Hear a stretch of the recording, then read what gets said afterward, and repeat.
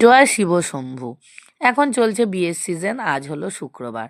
চলো তোমাদের সঙ্গে শিব ঠাকুরের বিয়ের এক মজাদার গল্প শেয়ার করি। সতী পুনর্জন্ম নিয়ে যখন পার্বতী হয়েছিল, তখন অনেক তপস্যা করে শিবকে স্বামী হিসাবে লাভ করতে চেয়েছিল। কিন্তু পার্বতীর মা কিছুতেই রাজি ছিল না সে বিয়েতে।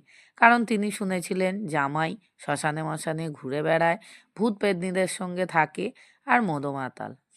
তারপরে যখন তাদের বিয়ে ঠিক হয়, পার্বতীর মার কিছুতেই শান্তি হচ্ছিল না।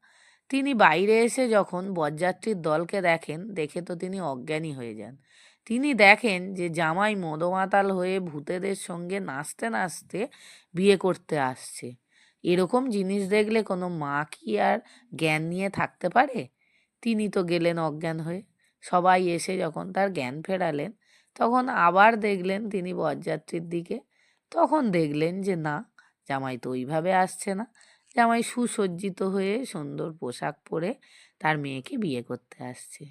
তাহলে এটা ছিল কিন্তু ভোলানাথের এক অন্যতম লীলা।